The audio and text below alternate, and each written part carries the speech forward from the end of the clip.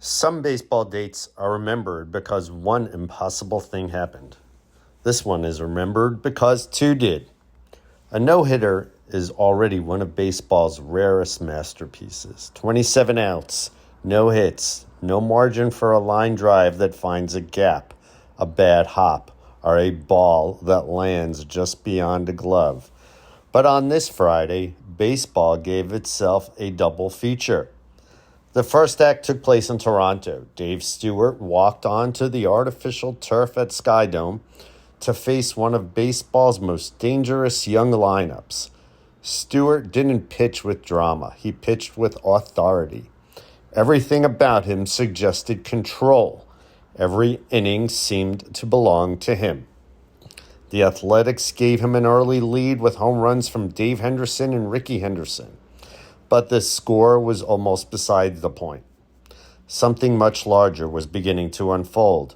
The defining defensive moment came in the eighth inning. Fred McGriff drove a towering fly ball into the deepest part of center field. For an instant, 49,000 fans thought the no-hitter was over. Instead, Dave Henderson tracked it down on the warning track, preserving history. One inning later, Henderson settled under the final out.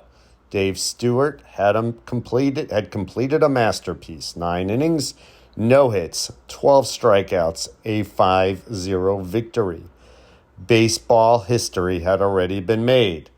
And then, about 30 minutes later, nearly 2,200 miles away in Los Angeles, California, Fernando Valenzuela took the mound.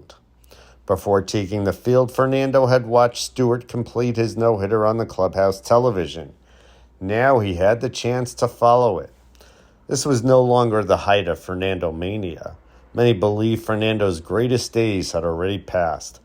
Baseball had other plans. Against the Cardinals, Valenzuela worked with the same quiet confidence that had captivated the game a decade earlier. The Dodgers scored enough runs to give him room to breathe. But as the innings disappeared, the crowd stopped watching the scoreboard. They watched the hit column, 0. By the ninth inning, nearly 40,000 fans at Dodger Stadium understood they were witnessing something extraordinary. Fernando recorded the first out. Then Willie McGee drew a walk. One base runner, one swing could erase history. Pedro Guerrero hit a ground ball back through the middle. For a split second, it appeared destined for center field. Instead, Fernando reached out and deflected it. The ball rolled perfectly towards second baseman Juan Samuel. Samuel stepped on second to force McGee, then threw across the diamond to Eddie Murray. Double play, ball game, no-hitter. Within the span of a single evening, baseball had witnessed something almost beyond belief. 2 complete game no-hitters, one by Dave Stewart, one by Fernando Valenzuela. There was one more remarkable connection. Stewart and Valenzuela had once been teammates with the Los Angeles Dodgers. Both wore number 34. On one unforgettable Friday, the two former teammates wearing the same number combined to create one of the most extraordinary dates in baseball history. June 29, 1990 wasn't a World Series game. It wasn't opening day. It wasn't an All-Star game. It was simply an ordinary Friday that became unforgettable.